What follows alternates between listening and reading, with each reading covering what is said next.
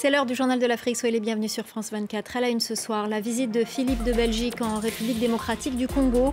Le roi des Belges, accompagné du Premier ministre et de deux ministres, est dans le pays pour 6 jours. Une visite pour resserrer les liens entre les deux pays après des années de tension. Quelles sont les attentes des Congolais? Les réactions dans ce journal.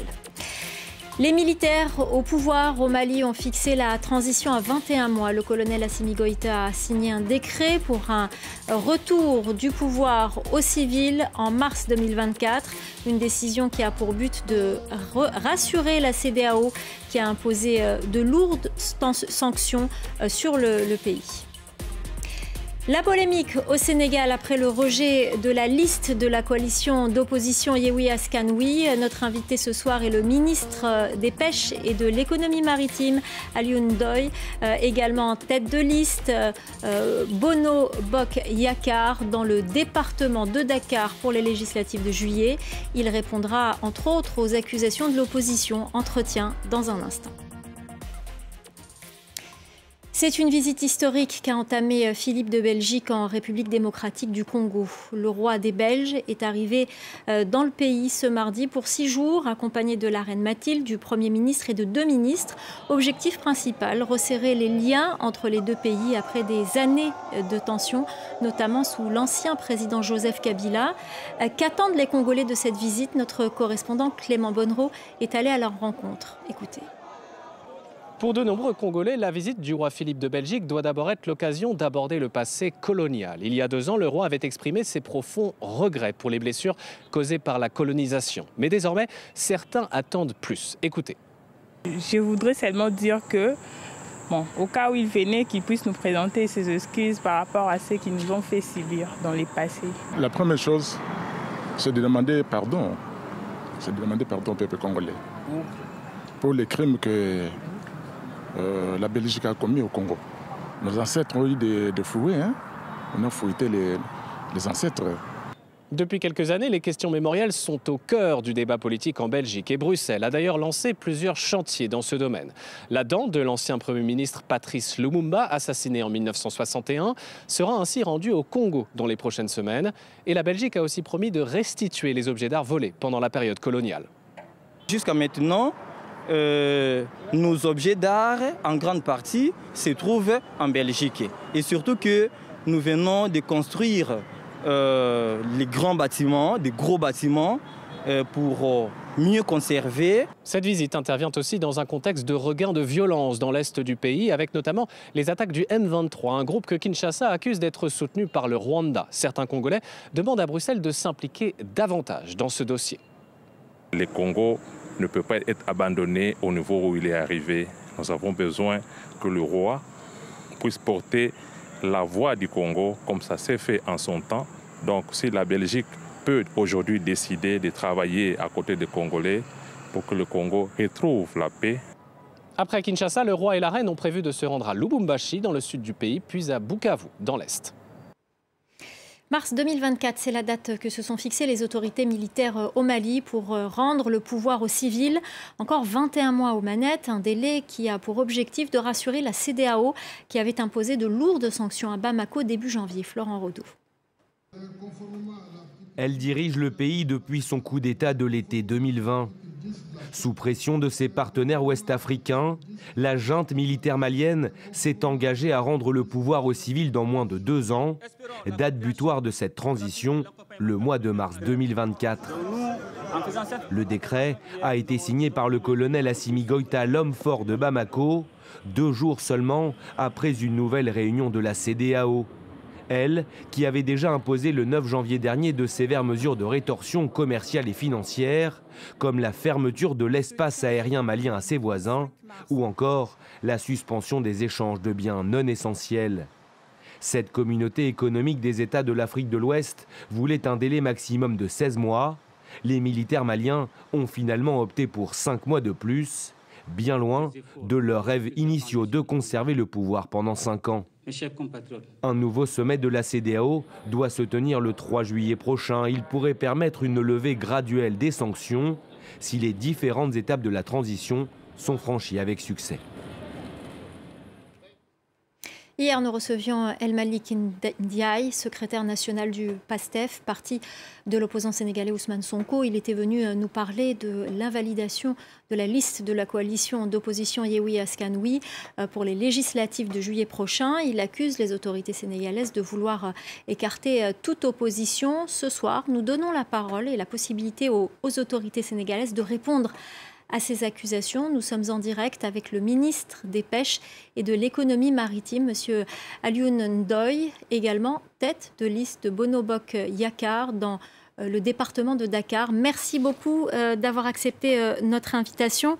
Ma première question est simple. Qu'avez-vous à répondre à El Malik Ndiaye qui accuse le président Macky Sall de vouloir écarter toute opposition, notamment pour ces élections législatives ? Merci à vous de nous avoir en tout cas permis de nous exprimer sur votre antenne. Effectivement, nous avons une opposition qui, lorsque le système sénégalais est à leur avantage, ils ne trouvent rien à redire. Mais dès que ce système les met devant leur responsabilité, qui est un système démocratique issu de différents dialogues et de consensus entre les partis, ils mettent tout de suite le chef de l'État dans ce jeu, alors qu'il n'a rien à y voir à ce moment-là.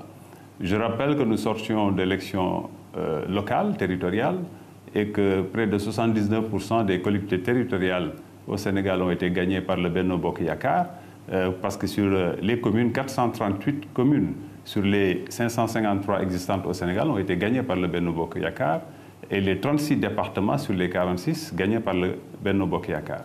Par contre, quand l'opposition gagnait certaines villes symboliques, telles que Dakar et autres, vous avez bien vu nos compatriotes de l'opposition crier victoire, alors qu'il s'agit du même système électoral qui est en place, qui n'est jamais modifié avant 6 mois des élections, sauf consensus. Donc tout ce qui est fait aujourd'hui est fait sur la base du consensus.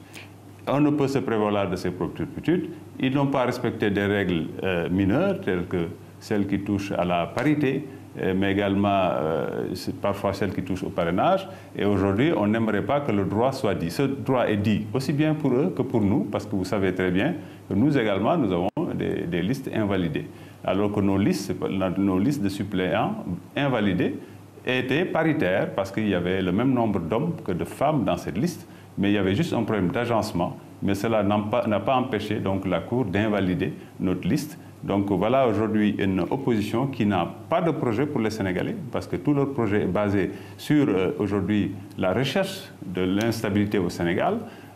Ils ont un projet qu'ils proposent aux Sénégalais pour dire nous voulons du Parlement pour juste 2 ans, parce qu'on les a entendus dire qu'au bout de 2 ans, ils vont dissoudre ce Parlement, juste pour s'organiser des immunités face à des personnes, notamment 2 à 3 personnes parmi ces leaders, qui aujourd'hui ont maille à partir avec la justice sénégalaise. Alors, donc ce n'est rien pour le renforcement de notre... Juste pour en revenir à l'invalidité de la liste Yewwi Askan Wi, hier sur ce plateau, Malik Ndiaye le reconnaissait que sa coalition avait commis une erreur, mais selon lui, la loi lui permet de rectifier ses erreurs et de pouvoir conquérir, mais sa coalition n'a pas eu cette possibilité. C'est aussi ce qu'il dénonçait hier sur ce plateau. Non, la vérité des faits, madame, c'est qu'effectivement, ils ont investi une personne inéligible selon les dispositions de la loi sénégalaise actuellement, et il leur a été permis de remplacer cette personne. Sauf au lieu de la remplacer, ils ont mis une personne qui était déjà dans leur liste de suppléants, qu'ils ont eu à remplacer par cette personne-là. Donc vous comprendrez qu'une personne ne peut être présente dans 2 listes, ce que la loi également interdit. Donc voilà ce qui, les dispositions leur ont permis de procéder à ce changement. Mais malheureusement, dans leur bataille interne de positionnement, parce que c'est ce qui a caractérisé cette coalition, qui ne pensait qu'à leur propre carrière et à leur personne et non aux Sénégalais, ils en sont allés à faire ce genre je dirais, d'erreurs monumentales qui font que cette liste aujourd'hui est incomplète, parce que la même personne ne peut être présente sur la liste des titulaires et être présente sur la liste des suppléants. Voilà le fond de leur difficulté aujourd'hui par rapport à cette liste-là.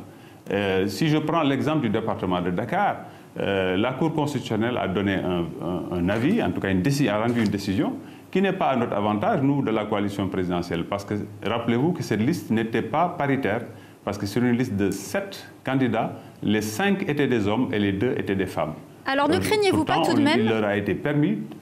Pardonnez-moi, hein, ne craignez-vous pas tout de même que le fait qu'une importante coalition de l'opposition soit exclue, quelle qu'en soit la raison, que cela ne crée des tensions avant ce scrutin du mois de juillet? Mais madame, vous savez, la loi est la loi. Aujourd'hui, elle s'applique à nous. Nous avons des listes qui ne vont pas compétir. Notre liste de suppléants est invalidée. Eux, leur liste majoritaire, titulaire du moins, est invalidée. Leur liste suppléant est toujours en liste. Donc, nous pouvons aller vraiment à la vérité des urnes. C'est ça le fond du problème. Mais on ne peut pas dire que quand des dispositions de la loi qui s'imposent à nous tous ne m'avantagent pas, je lui oppose, je dirais, l'instabilité, l'appel à la violence, l'appel à des manifestations, à la casse. Cela n'est pas acceptable dans un état de droit. Et c'est ça le fond du problème actuellement avec l'opposition que nous avons. C'est un problème de respect. Je vous parlais tout à l'heure de la liste de Dakar. Ils ont commis leur bourde et ils ont poussé l'indignité à venir vouloir créer des troubles au niveau de la Direction générale des impôts, tout en sachant que l'erreur était la leur, qu'ils ont fini par reconnaître.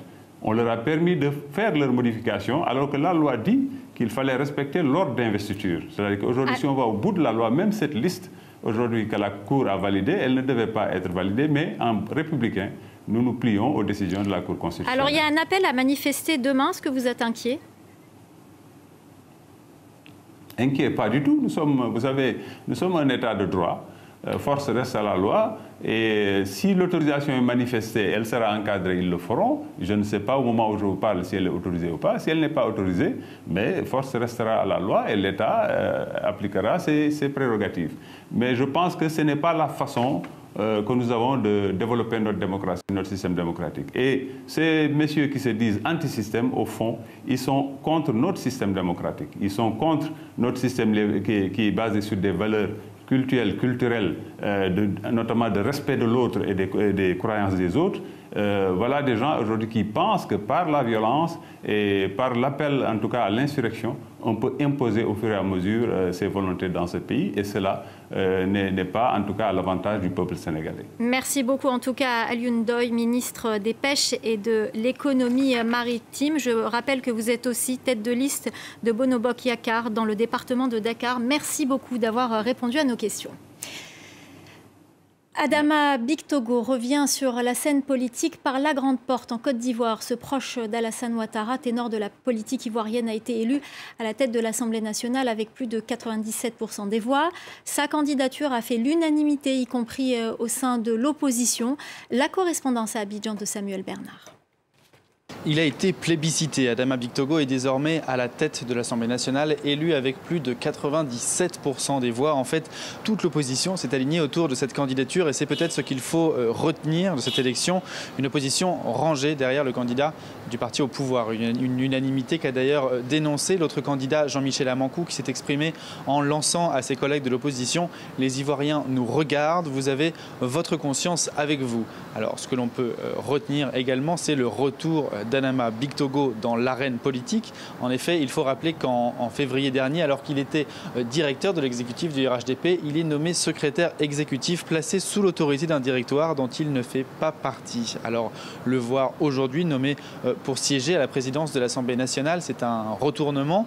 Certains pourraient croire que ce retour le placerait en bonne position dans la shortlist des futurs successeurs du président Alassane Ouattara, mais beaucoup d'analystes l'excluent. Adama Bictogo est certes de retour, mais pour le moment, il ne fait pas partie des élus pour le poste suprême.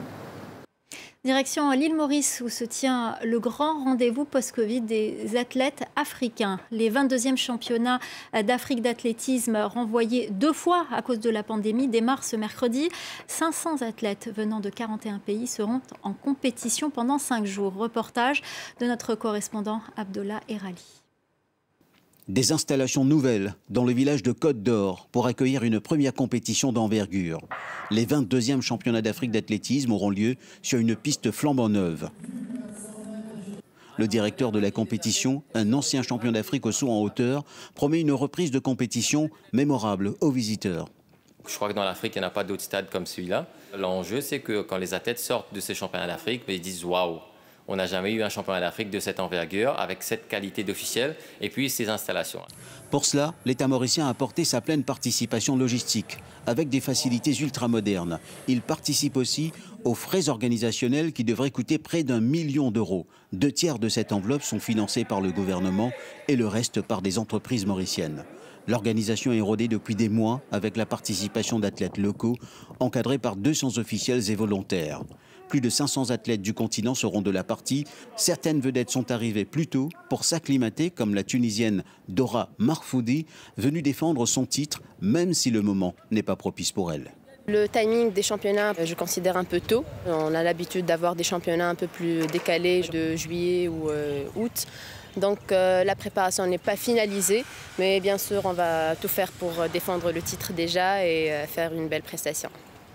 Des prestations attendues également dans les épreuves de sprint. Les organisateurs annoncent 10 séries pour le 100 mètres hommes. Ce technicien ivoirien, qui a encadré de nombreux talents africains, prévoit de belles disputes. Nous aurons un championnat très relevé. Je prends par exemple l'exemple du 100 mètres dames avec le Kenya, avec Cissé, avec Sud-Africain. Ce sera une finale de 100 mètres très relevée, tant au niveau des hommes qu'au niveau des femmes. Le grand absent sera le public. Les autorités sanitaires ont insisté pour un rendez-vous à huis clos. Pour compenser, les organisateurs annoncent une retransmission en direct de toutes les épreuves. C'est la fin du journal de l'Afrique. L'info continue sur France 24.